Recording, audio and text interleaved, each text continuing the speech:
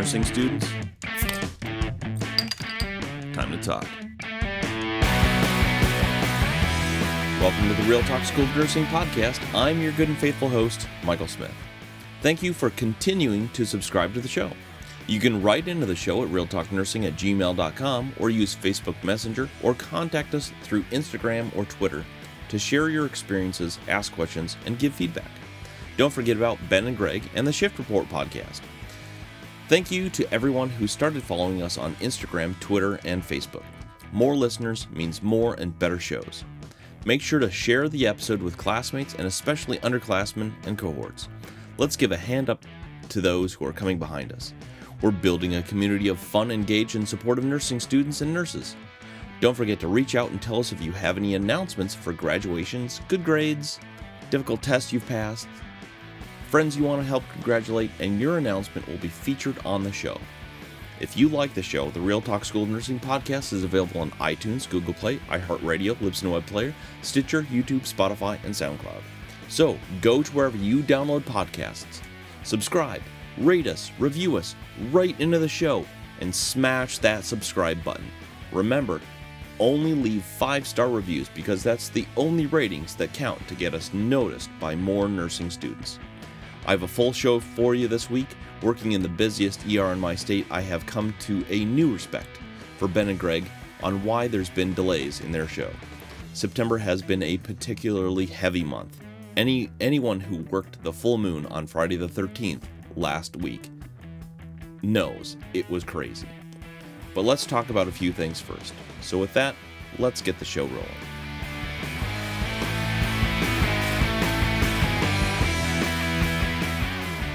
Well, welcome to it. So, I had a recent discussion with a younger, let's say a younger nursing student. They were still in their Pre-Reqs, but they were curious as to why, or whether or not I preferred to study alone or with a study group, because they preferred to study alone. They liked it to be quiet, and they didn't want anybody to interrupt their train of thought. And what I got out of the conversation, especially towards the end, was they didn't want to be made to feel stupid in case someone brought up a question, and or they brought up a subject that they didn't know much about, and they didn't want to feel stupid at the end of it. And I was a big believer in studying in a group. And I think it's important that you think of studying with a group like a tool. You utilize the tool when needed. But if you have to make sure that you're maintaining relationships in a group, even if you don't use it very often. So let me explain. If you prefer to study alone, if every once in a while you desire to study with a group, that means you have to maintain the relationship with people that you want to study with. And that also means that if you're not studying with them and you decide that you want to use the group, if you're not consistently engaging with those people, that study group might dissolve and not be there when you need it. I completely understand the sometimes needing a quiet space in order to aid concentration. And working in nursing Pre-Reqs isn't like working in high school groups where everyone is talking and carrying on. You're going to be surrounded by academically motivated people who are legitimately wanting to be just as successful as you want to be. That said, you're also going into a profession. You're going into a profession where you cannot work alone. This has been something that has been stressed to me as a new nurse working in the ER, is that it takes a high degree of coordination and cooperation between nurses to make the unit function correctly. Because if you have 3, 4, 5 patients, depending if you're on a med-surg floor or you're in a specialty floor, if you have 3 or 4 or 5 patients, it's impossible to do everything that those patients need by yourself. It's literally not possible. And you have to be able to depend on people to your left and right in order to successfully provide care, high quality care especially, to those patients. And sometimes the needs of those patients are just way too much. And you're going into a profession where you cannot work alone. There are things that you are going to do, and there are things that you need others to do so you can do your job. A great example is having CNAs or your nursing assistants. They have to be able to do their job so you can do yours. And to a certain degree, if you are a CNA, you are a nursing assistant, I want to throw kudos to you, because without you, nurses can't do their jobs. And without nurses, you can't do your job either. So we're all pretty interdependent upon each other to do our part. And that also means that we can't work alone. And here's one of the most important things that I really want to stress on this. Helping others is as important as asking for help. Again, I want to say this again. Helping others is as important as asking for help. The press of what the discussion ended up being, the feeling of feeling stupid for asking questions, is something that you need to purge from your personality. Nurse after nurse after nurse after nurse will tell you that nurses who ask no questions for fear of appearing stupid are the nurses who are the most dangerous, and the ones most likely to make mistakes that can have serious consequences for your patients. So again, there are things that you and we all have a little bit of pride. Don't think that I'm coming at you from a position of perfection. I have to learn this stuff over and over and over again all the time. So don't think that.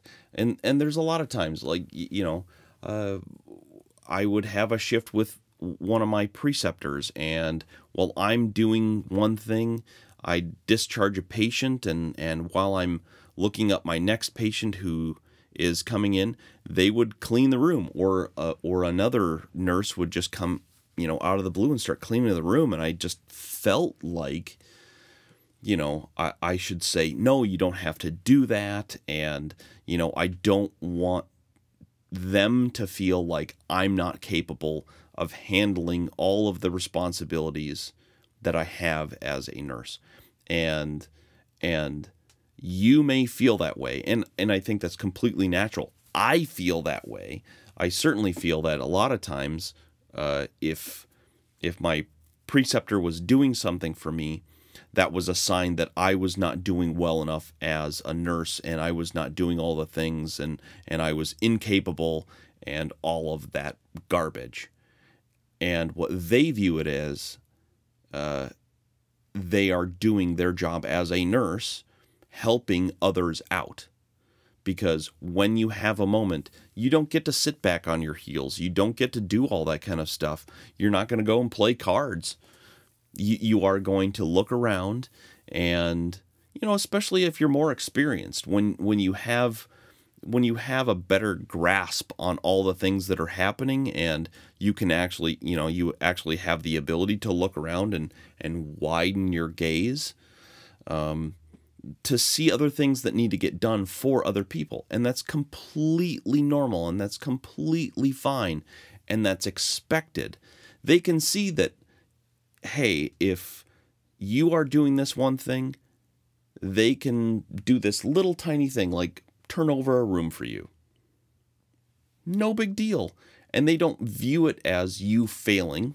They don't view it as you're not smart enough or fast enough or good enough to be on that floor. They're just doing their job. Same as you. And eventually you'll get to the point where you can do that too. So back to studying alone. It's very useful to have a second set of eyes on what you're doing and asking others for what they think is a priority, and having that ability to have that back and forth, discuss why and how you think about a certain problem or some aspect of your study subject. Again, helping others is as important as asking for help. So here's an example. I would go into a room. I was generally the first one there into this group study room, and I love whiteboards. Again, what a big surprise. Michael Smith is promoting whiteboards on the Real Talk School of Nursing podcast. Amazing. You've never heard it before. But I'd go in and I would take all of my notes and I'd have them all organized. And what I love about the big whiteboards especially was that it would take, I could put 3, 4, 5, 6 pages of notes that you see separately because there's a page turn in between them, and get to see them all on a single board. And so you could draw similarities, or you could get a theme, or you could see the entire subject laid out before you. And so I would get all of this stuff on a board, and again, I'm using different colors for different subjects, so I can kind of this pillar is for subject A, and this different color is for subject B, and I'm moving all that stuff in that direction. And then other fellow students, study friends would come into the room, and they would see what I'm doing, and they go, oh, I didn't really think that was all that important, but I think you missed this. I mean, this is really good. How did you think of this? Or oh, I didn't think of it that way. That is so smart. That is so great. And so you're coordinating and you're tying things together, because you're not going to have all of the answers, and neither are they. And if somebody asks a question and you don't know the answer, say, I don't know. There's no shame in that. Nobody's going to look down on you for saying, I don't know. That, I think, is a sign of real mental strength, that you have the ability to say, I don't know. Because if you are in a patient care situation and you're unsure, like truly unsure, not just nervous or inexperienced or something like that, where you say, okay, well, I know what to do, but, I've only done it once or twice before, something like that. And you go, okay, well, and you timidly move forward. That's not what I'm talking about. I'm talking about where you don't know something, and suddenly you just forge ahead and you're completely friggin' wrong. There's a good chance that you're going to cause some harm in your patient, or at least open yourself to the risk of that. And so it's better to say, it's better to go to the nurse to your left and right and say, I don't know about this. Like, I've never seen this before, or there's some other condition, or there's some other thing that is changing how I see the situation, and I'm not sure what to do. Can you help me? And I mean, if somebody came to you asking for help and you knew the answer, would you look down on them? Of course not. You're excited because you go, oh, yeah, I can help you with that, no problem. And that's a good thing, and that's a really good thing.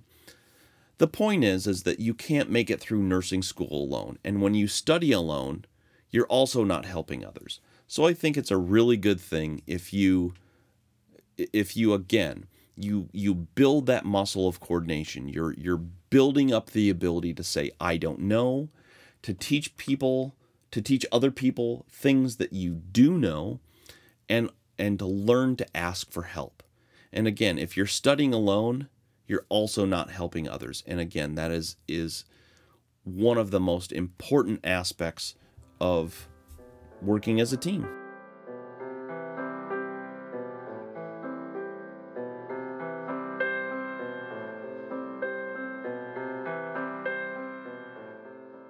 From Tim Duggan Books comes #1 international bestseller, The Language of Kindness, A Nurse's Story by Christy Watson. Available in softcover, as an ebook, and on audio from Penguin Random House. Christy Watson spent 20 years as a nurse in the UK, and in this intimate and powerful book, she opens the doors of the hospital and shares its secrets. She takes us down hospital corridors to visit the wards and meet her unforgettable patients. All of us will experience illness in our lifetimes, and we will all depend on the vital care and kindness that nurses offer us. Yet the people who form the vanguard of our healthcare system remain unsung, at least in the UK. In this age of fear, hate, and division, the language of kindness reminds us that we share and have an urgent need for compassion.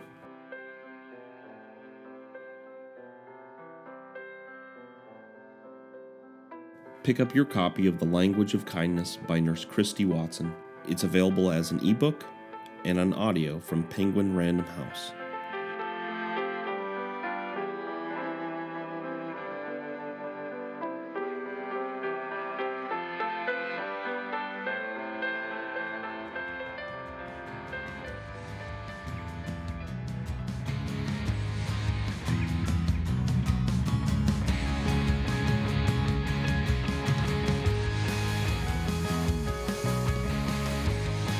You're listening to the Real Talk School of Nursing podcast with Michael Smith.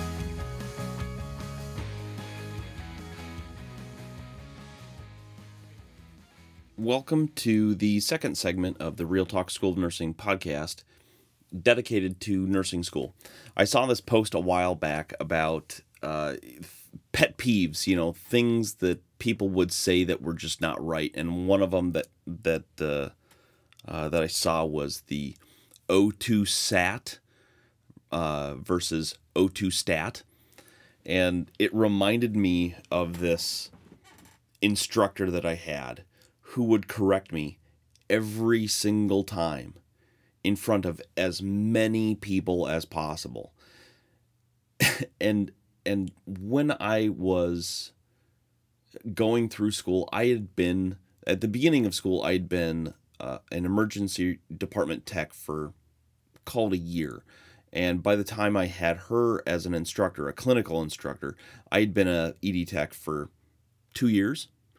And I freaking knew that I was saying O2 SAT. And she would practically shout across the room, "It's O2 SAT, not STAT." And I would look at her like she is out of her mind. And I thought to myself, oh my God, I must be going crazy. Am I saying it? And no matter how many times I reset it, she would correct me. Says, and I cannot think, because I went through my EMT course and you hear it there. It's not like it's this, mystery or whatever. You see it written, you hear instructors say it, I saw all this stuff and never once have I ever said STAT. And nobody else in my clinical group or whatever ever heard me say STAT. And so they would look at me like, oh my God, is he saying STAT? And they'd look at me like, God, is he saying STAT? Just maybe they'd all kind of, that look that people get in their faces when they kind of get that inner look and are like, God, is that what I heard? Did I really hear that other person incorrectly? Did he say STAT? So I started saying saturation. So I would say, oxygen saturation while I was in school. And I swear to you, as soon as I started doing that, you could see her on her toes, just waiting to pounce. God, she was nuts. Absolutely crazy. And it was how do you become a nursing instructor and want so badly for some people want so badly for someone to make a fool of themselves, where you're literally going out of your way to point something out, right or not. Even if I was saying stat, like if you hear someone say something incorrectly, you're mispronouncing a common medication, or whatever, and it's just blatantly wrong. I mean, there's lots of medications, there's lots of body functions where you may never hear someone say it out loud. You've only read it. I remember there was oh God, what was the word? I remember reading as a teenager. Oh gosh, now I can't think of the word, but it was this word where I saw it and I read it one way in my head, and then I heard someone say it, and I was like, my God, is that the word? And so, as soon as you hear someone say it, you're like, oh, well, that was embarrassing, but even if you hear someone else say something like that, you're like, huh, okay. Well, if you're in the position of being an instructor, I can't imagine you wanting to be an instructor and then hearing something and calling across the room continually, trying to, I mean, what else are you doing other than trying to embarrass someone else? It's ridiculous. But that's what she was trying to do. I'm I'm positively convinced. But they were so it was just, if you're an instructor or if you hear someone else, pull them aside. The common thing I think for people to do, what would be normal human behavior, would be to go over to them and pull them off to the side a little bit and be like, hey, hey, just between you and me, it's not O2 sat means saturation, means how much oxygen is attaching itself to the to your heme, and that's what the probe is, the finger probe is measuring, you see. So it's not O2 stat, it's O2 saturation. And I just want to make sure you know that. That would be a totally normal thing for an instructor to do. And this this crazy person would just be like all the way from across the room, it's not stat, it's sat. And and again, you just, after a while, be like, oh my God, am I saying that? And so, nursing school is filled with crazy people. And if you're going through it, yes, you are one of those crazy people. So to subject yourself to this kind of stuff, sometimes you really have to question your sanity. So you're gonna run into something, I think, at some point where somebody is gonna call you out for something completely ridiculous, and it just might be something as stupid as oxygen saturation. So if you do, laugh it off, find a way around it. Don't rise to the bait, and that might be exactly what they're doing, is that they're putting bait out for you so you can.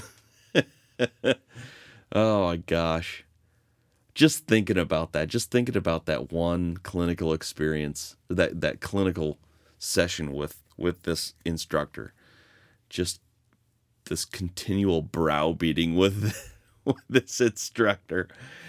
I can look back at it now and kind of laugh, but man, at the time it was so brutal. It was so bad. So you're eventually going to, I think if you're in nursing school, you're eventually going to be faced with a situation where an instructor, or maybe even a fellow student, is going to seem like they're trying to call you out on something, let everybody know that they are they caught you making a mistake, and it could be something completely innocent and completely stupid and unimportant. Do you understand what it means versus you're saying it wrong? The completely unimportant. You don't want to sound stupid. Like if you're talking to a provider and you say, O2 stat, they might look at you funny or something like that. But yeah, you want to make sure that gets corrected. But oh gosh. And you might face something like that as a new nurse too.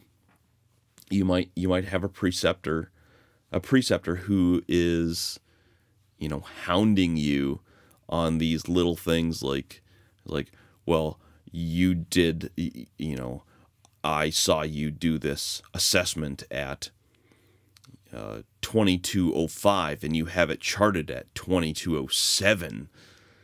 And just hounding your ass is like, does it really matter? Or if you chart something and it's 45 minutes after it actually happened, but you didn't backdate it or like, just completely unimportant crap. Don't let it get to you. It's in the end, it's not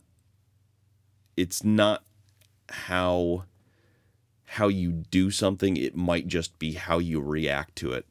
And from personal experience, it might be better to just hold back in the moment and have a chat with somebody afterwards and make sure it's somebody that you trust, that you're not that you're not too afraid of being embarrassed in front of, and hopefully you have built up a good relationship with that person. So luckily I have found someone at my work that I trust and that I'm not too embarrassed to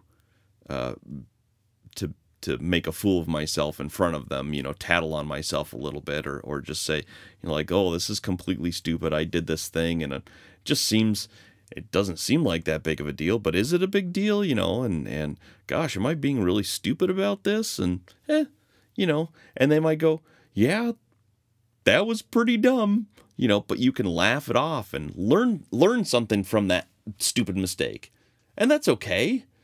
We're all going to make stupid mistakes. Even the person who thinks that they're perfect is at some point going to make a stupid mistake. And you can either, and at that point, let's pretend that I had this instructor, or now that I'm working as a nurse, and let's say that they were also working as a nurse, and I call and I'm giving them a report because I'm working in an ED and they're working in a med-surg unit, or they're working in an ICU or something like that, and I call and I give them a report or something like that. Let's just pretend that I catch them saying or doing something completely stupid, something that they would absolutely call you out on. What are you going to do? I think it's important and mature no matter what you want to do on the inside. No matter what you want to do on the inside. I think it's completely the right thing to do to just skip over it. Just ignore it. Let them have that mistake and let them have it and not call them out on it. No matter how much you want to. No matter how much you want to. I had that experience 2 or 3 nights ago, I think, where I saw someone who had called me out on a bunch of stuff, and not all of it was wrong. Not all of it was wrong. Some of it was pretty petty, but not necessarily wrong. But I saw him, do something that was not exactly right, and let him have it. It's okay. We all make mistakes, and we all have to give each other a little bit of grace, and that's just the right thing to do. Are you like me? Are you always on the go? Are you always being tempted by the convenience of fast food and the need to maximize sleep time and study time? Have you ever tried meal prep, but it just took too much valuable time, and you ended up with an unbalanced diet anyway? At worst, and at best, you got leftover pizza. Then why not try something different? Why not try HUNGRYROOT? Diet was a huge challenge for me in nursing school, and I was always hungry, and pizza and candy and other junk food was always on hand. But you can do better, and you should do better. So go to HUNGRYROOT.com and use the promo code RealTalkNursing, all one word, RealTalkNursing for $25 off your first 2 deliveries. That's HUNGRYROOT.com and use the promo code RealTalkNursing at checkout. Give it a try. Let me know what you think.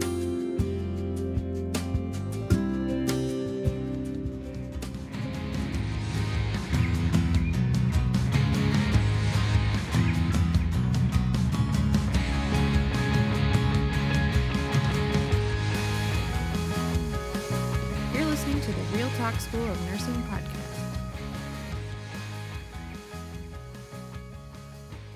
Okay, so welcome back.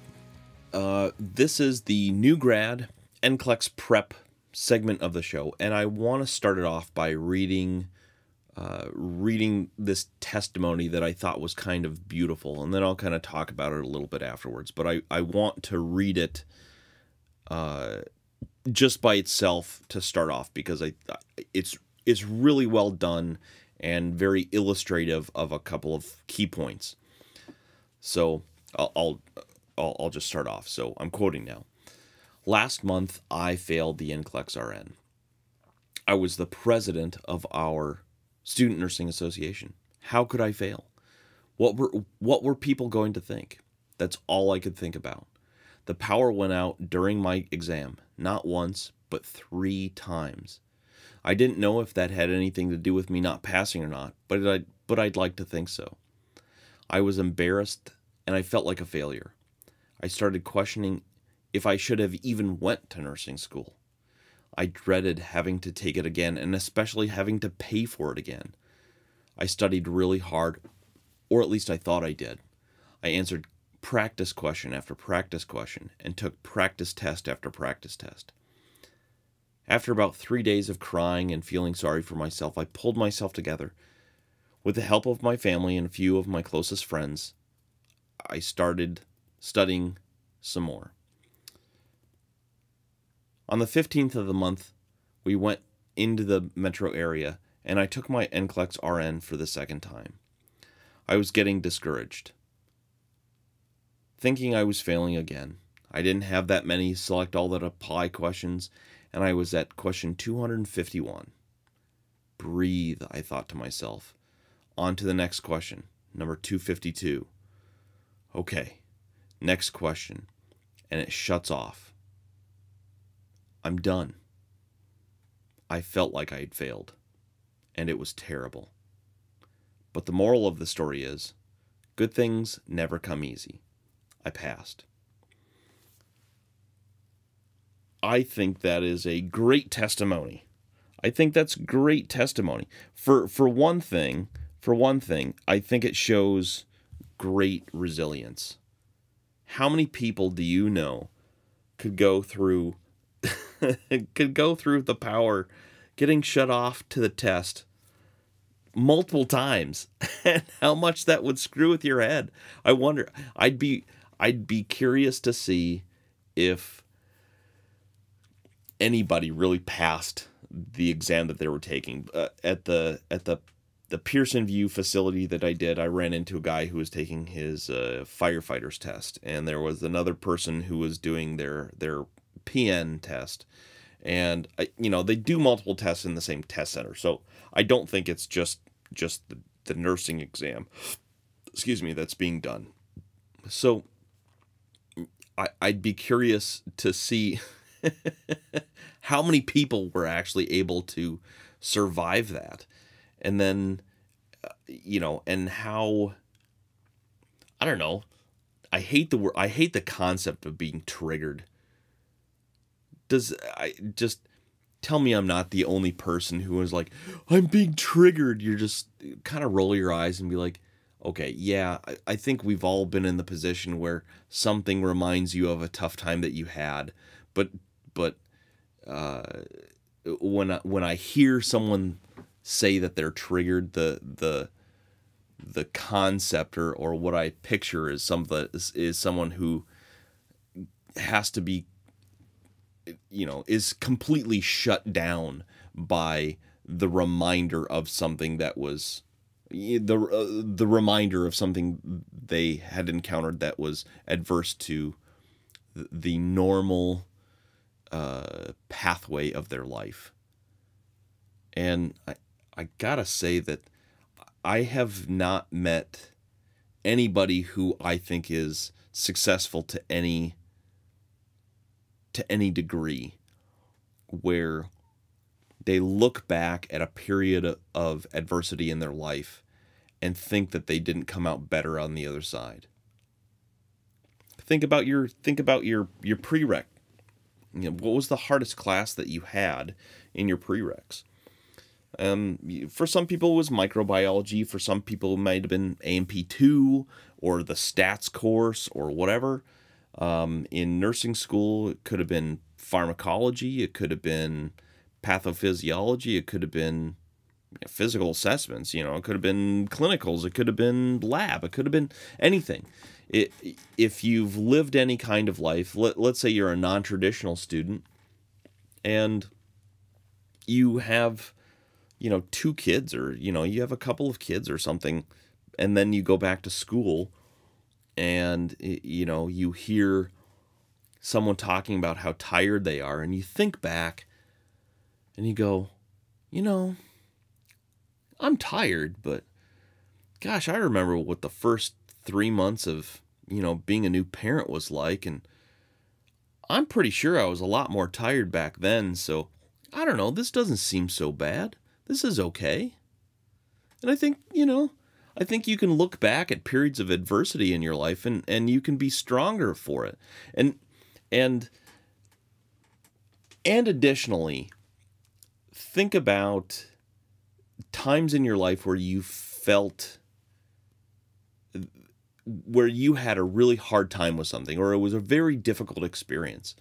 And if you had gone through that experience with someone else, I think that draws people together tighter.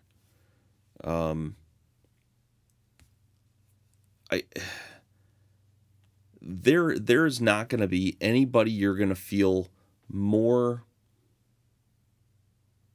attachment to by the end of your nursing school career than your classmates, because you all experienced the same thing together, and it was harrowing, it was hard, and it might have been terrible, and there might have been some really terrible, parts of that experience, but the only people who understand what you went through are the people who are there to your left and to your right. And so that kind of binds you together in misery to, in some way, shape, or form. But you can look back at that and you can go, I remember being a kid. I grew up poor, and I mean poor. Like, I had 5 shirts in high school, and I really didn't have clothes. I mean, I didn't have a winter jacket, and I grew up in the north part of the U.S. and winters were particularly brutal. I remember a lot of Novembers where snow was already on the ground several feet deep by the 1st of November. We'd get done with the cross country season and the state meet. People would be running through snowdrifts during the state cross country meet when I was in high school. And, I look back at that time and I go, God, I learned a lot. I learned a lot through that adversity. I learned a lot through that time in my life, and there's a lot of good things that came out of that. And I just think, this person who tells this story about how, they were everything that you could hope for in a nursing student. They were the president. They probably were, as close to being perfect academically as you can be in nursing school. They were the president of the Student Nursing Association, Student Nurses Association, whatever it's called, the SNA. They were probably heavily involved in this or that. They probably led study groups, and they helped other people through courses and shared notes, and they did this and they probably did everything right. And then they, failed the NCLEX. And that sucks.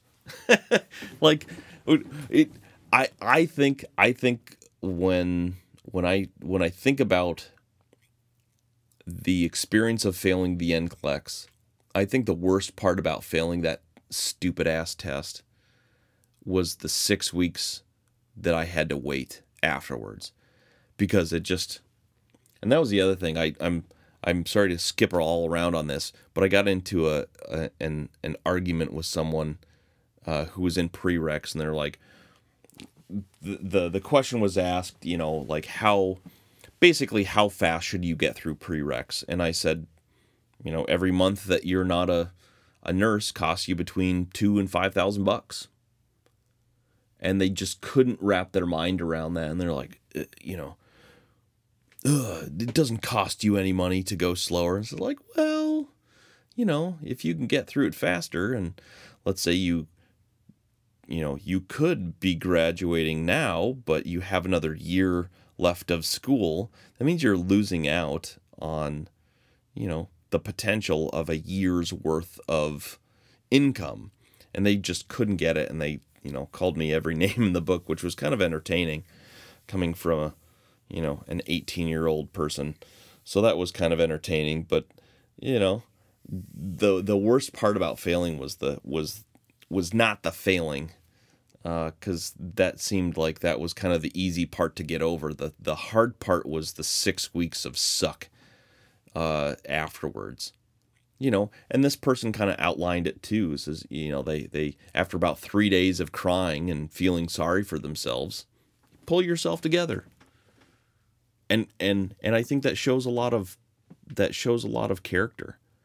And if you are someone who is looking forward, or is looking into the future and knowing that you have to take the tests, there's a chance that you might fail. I felt 100% sure that I had passed the first time.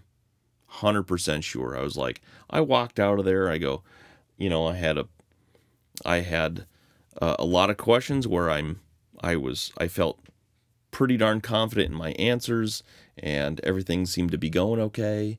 And,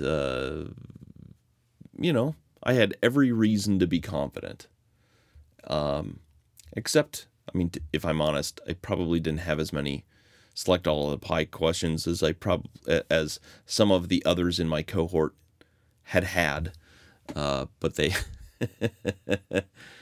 so that might have been a little bit telling, but I felt very confident. And when I found out that I failed, I swore at myself up and down and left and right, and chastised myself for what an idiot I was, and all that kind of stuff. And that, number one, that doesn't really do you a whole lot of good, but hey, it's part of the healing process.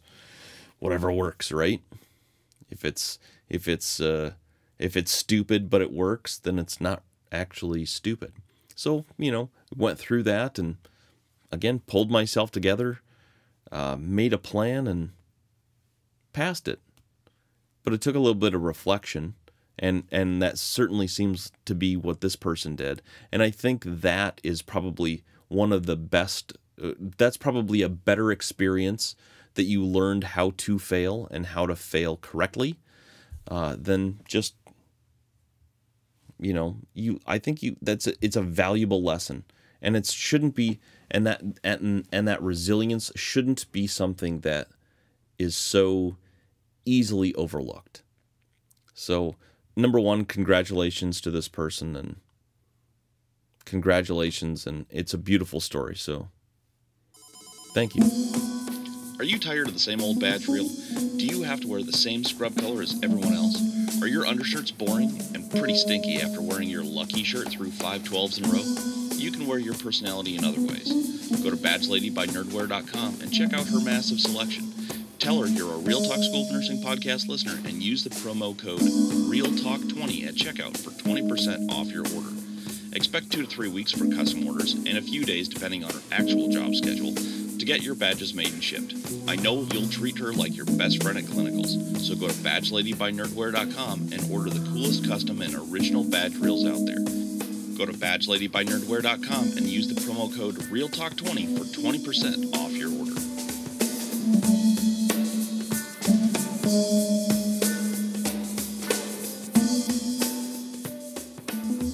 Okay, so here's the last portion of the show here, and I had kind of this whole spiel kind of lined up from someone who wrote in asking a question about,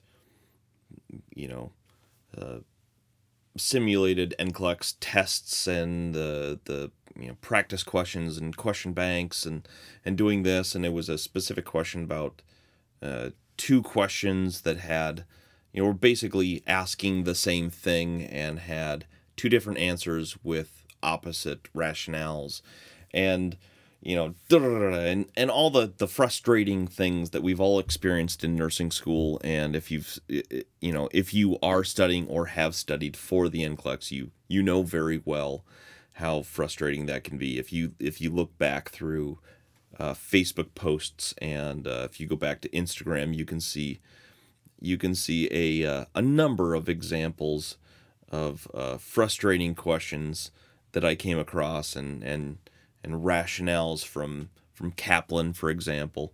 Like it says, test question answering strategy, consider each answer. Duh.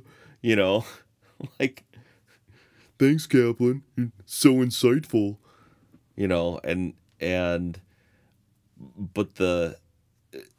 So we've all been there, and even stuff in nursing school or even in Pre-Reqs, you're gonna run into the stuff where just like, this is, you said this was the right answer over here, and this is the same situation, and you even have the same, basically the same answer choices, but why is it different here than there? And it can all be really frustrating. But one of the aspects of this question was that this person was in the last week, or I think they were the last 10 days, if I recall correctly. They were in the last 7 to 10 days of their NCLEX prep, and I kind of wanted to address a couple of the things, I specifically surrounding the last week of NCLEX prep. And the first thing that I think you should know is that you should stop doing questions and assessments in that last week. You should don't misunderstand that one of the last things you should do is an assessment. If you have UWorld or if you have NRS&G, and you're doing that SimCLEX or something like that, you should do one about a week out. If you're using UWorld, it's like 150 questions, I think, is the standard part, right? So there's going to be something where you're going to have a lot of content to review. That's where I think you should spend most of your time in the last week. You can remediate to your heart's desire. But again, over and over and over again, what's the theme of the show? There's more to nursing school than just content. And there's more to the NCLEX than just content. So here's the situation, and here's what I have in mind when I suggest that you don't do questions or assessments in the last week. Let's pretend that you take an assessment, let's say the night before you take your exam. Yes, I'm using an extreme example, but go with me on it, okay? Let's pretend that you take an assessment the night before you take the exam and you bomb it. What are you going to do? Like, you can't reschedule unless you pay for the test again because you're within 24 hours. So let's back up. It's 2 days before you're supposed to take your exam. So you take it and you have 36 hours until your appointment to sit for the test. Then you bomb it, or you fail it, or if you or you do the UWorld assessment and it's like very low chance of passing the NCLEX, or something like that, and you're having an off day. How is that going to impact your mental health? First off, so if you're within a day, you can't cancel your test. And if you're not within a day, let's say you're 36 hours to 7 days out, should you cancel your test? Should you move your test date back? No. I mean, if you're within 24 hours, you can't, unless you re-register for another test and then, flush another $200 down the toilet. Shouldn't. Sucks. But let's say you bomb it. So what's that going to do to your mental health? I think that, number one, I think that would be pretty bad for your mental health, for your mental well-being, if you are within a week and you just, number one, I don't think that most people can recover from that. Maybe you can. Maybe you're a better person than I am. You're probably a better person than I am, especially, as I should say, you all are probably better people than I am, but you, in particular, if you can bomb a test and just skate along like it's no problem and go and take a hugely important test like the NCLEX. So I think in the weeks leading up to the last week is where you're learning content. And so separate these things in your mind. So let's pretend that you're on a 4 to 6 week plan. So you graduate, you get your authorization, a test letter, and then you figure out the date that you want to do your NCLEX, and it's 4 to 6 weeks out. So in the 3 to 5 weeks that you have, that's where your focus is learning content. And whether that's looking through the Saunders book, you're going through all the NRS&G content that's there. You have, one of the dozens, hundreds, thousands of books out that are out there. If you're just doing practice questions on UWorld, if you're doing all the practice questions on Kaplan, or watching the videos that they have, or whatever your strategy is, whatever your content service is, it's those 3 to 5 weeks of a 4 to 6 week plan. It's the 3 to 5 weeks. That's where you're focused on learning content. What the last week, the last week before the test needs to be about is about 3 things. So number 1, mental tranquility. Number 2, stress management. And number 3, brushing up on minor things, which I think in a way kind of circles back into stress management anyway. But those 3 things, so mental tranquility, stress management, and brushing up on minor things. And that can be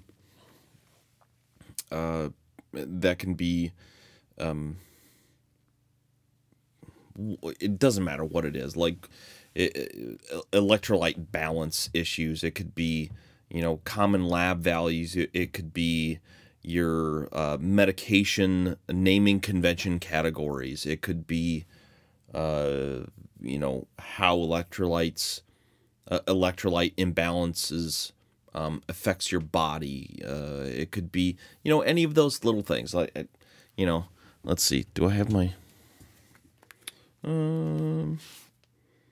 No, this isn't the right one. But I made a little box of flashcards that were kind of the most basic ones that I had, and it was just it was things like lab values, just the basic stuff that after 6 weeks you didn't need to use flashcards anymore because you knew them. But that's what I'm talking about, like that minor stuff. And again, that kind of goes back to that stress management, which I've talked about before. So review as much of that stuff as you want. You can go through as, if you've worked hard over a 4 to 6 week period, it's completely reasonable for you to have done between 1,500 and 3,000 questions, depending on how long it takes you to remediate all that stuff. That is completely and that's completely reasonable for you to do that. So you're making all these flashcards, and you're looking at all the stuff that you got wrong. So again, if you're in UWorld, you can filter out only wrong questions. Only the stuff that you got wrong, and then you can sort questions within each assessment or each question bank test that you gave yourself, which I think is a really useful tool within UWorld.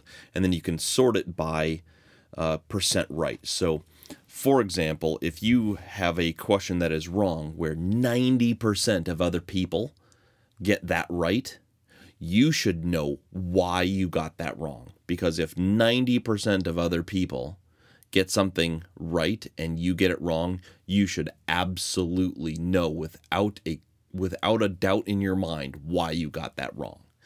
And fix that. Because the test is not a measure of the breadth and depth of your knowledge. It is not going, they're going to have questions in there about the craziest stuff.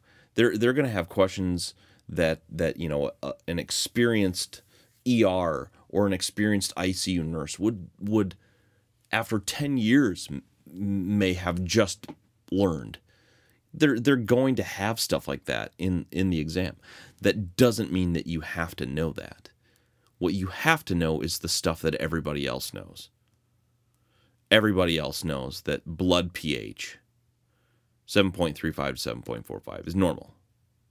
Your body's pH. That's something everybody knows. That's like the one of the first things you learn is that. And so if you don't know that, then we can't have a discussion about all the other stuff. But you can review the questions as much as you want, and that's just a tool. So again, that's a nice filtering option that UWorld has that some of the other content services don't. But look at all the stuff that you get wrong. Review meds, make and review flashcards for basic lab values and all that kind of stuff. The time for learning is gone. So if you are at the point in the last week where you're still trying to learn things, you're doing it wrong. It's go week. So think of preparing for the NCLEX like preparing for a marathon. It's the weeks and weeks leading up to the race that you need to pile on the mileage. In the week prior, you need to slow down the mileage and decrease it to make sure that you're mentally and physically ready for the race and you don't injure yourself in a last-ditch effort to cram. And that is probably the most important aspect of the NCLEX, is to make sure that you're ready, you're not overextending yourself and studying all the way to the very end, because that's going to lead, I think, to failure, and that's going to lead to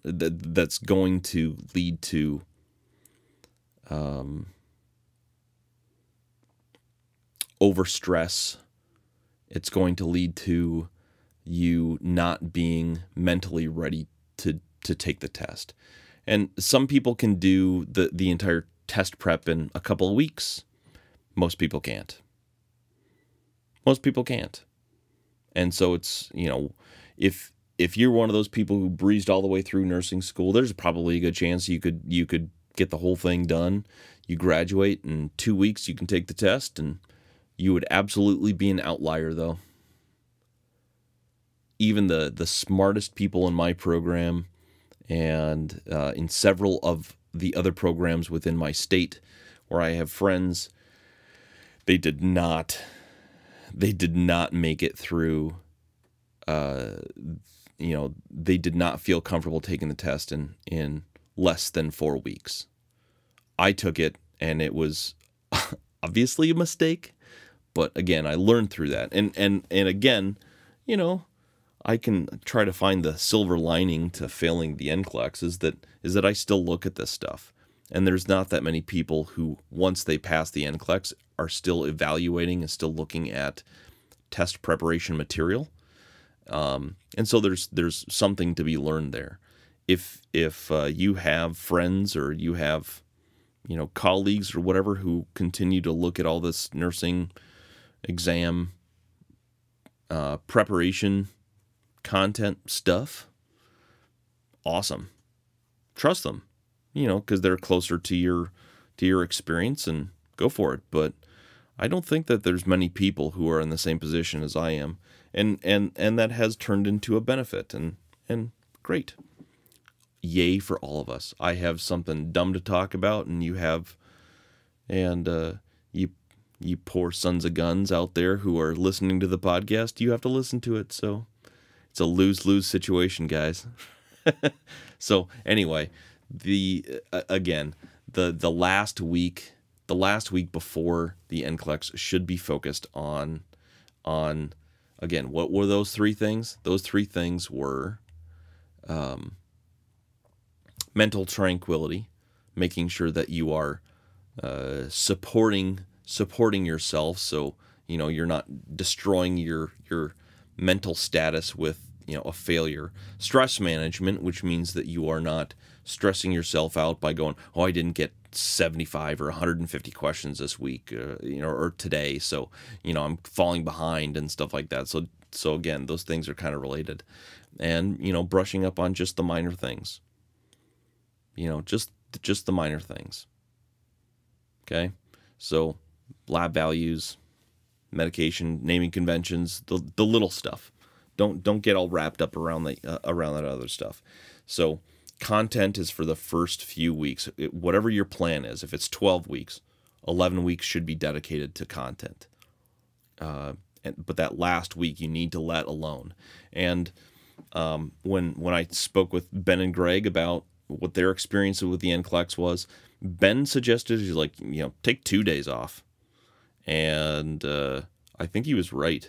I really do think that you can sharpen your pencil a little bit on, afterwards and do this, that, or the other thing. But, the other thing that I'm going to suggest, that I will suggest and continue to suggest, is no matter what service you use, whether it's Kaplan or Hesse or Mark Klimek, or forget some of the other popular ones that are out there, do a live review. No matter who it's through, do a live review, and give yourself that little boost, because there are people who are training you specifically to get through the NCLEX, and that little boost, it's like a booster engine.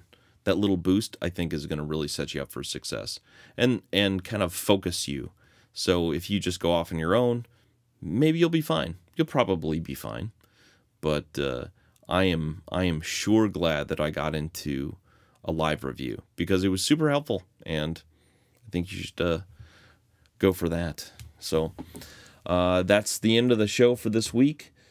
Tune in next month. I have a couple of big shows coming up. I have a couple of kind of really big shows coming up. I'm not going to announce either of them just in case they fall through for next month, but I have a couple of books that I'm reading, and I'm trying to coordinate getting the authors on.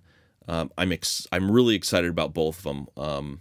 One is is nursing centric and kind of career focused, and the other one is written by a non-nurse, and she is it's all about, or what I'm taking out of it is mental resilience, and coming back from adversity, coming back from bad experiences and stuff like that, and how do you recover from that, and how do you keep going. So I'm really excited for both of these books. I don't want to spoil it by telling you what's going on with it, and I don't want to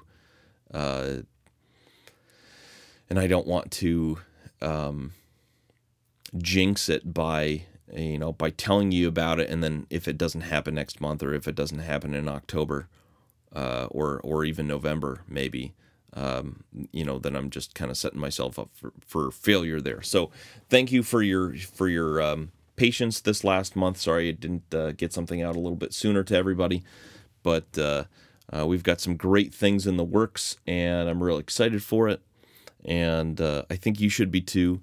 Again, I will continually ask you to share the show. I so appreciate when you're able to do all that for me. Share it with underclassmen. If you are still in contact with people who are from your old program, share the show with them. Make sure that that we're able to get the word out, that we're sharing the show, because the audience is in continual renewal.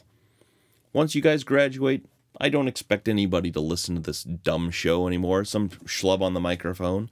We need to trick new people into listening to this ridiculous schlub on the microphone. So share the show with friends. Share the show with colleagues. Share the show with people who are thinking about getting into nursing school. Have them go back to. I'm not going to suggest they go back to episode 49, because that was a pretty bad one. But go back to episode 50. Or better yet, 52, because I think that's kind of where I catch my stride there. So share the show with others. Thank you so much for joining me this week, and can't wait to hear from you guys over the next couple weeks. And love y'all. See you soon. Bye.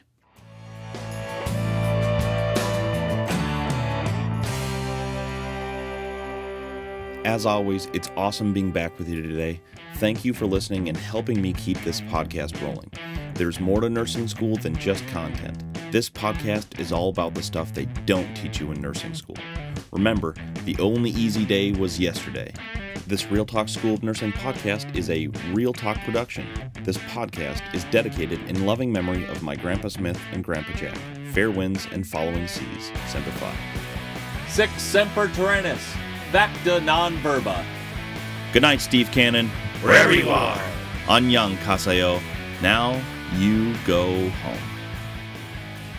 If you like the show, the Real Talk School of Nursing podcast is available on iTunes, Google Play, iHeartRadio, Libsyn Web Player, Stitcher, YouTube, Spotify, and SoundCloud. So, go wherever you download podcasts, subscribe, rate us, review us, write into the show, and smash that subscribe button.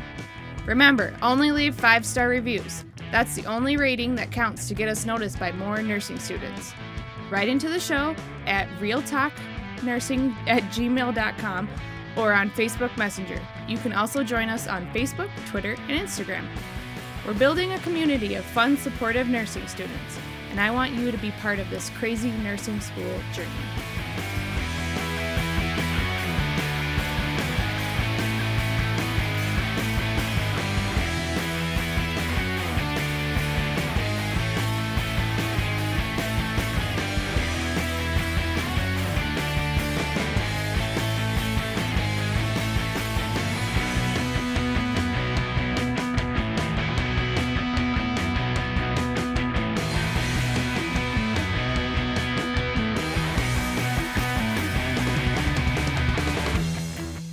The Real Talk School of Nursing podcast is a holy moly, I can't believe you're still listening to this podcast.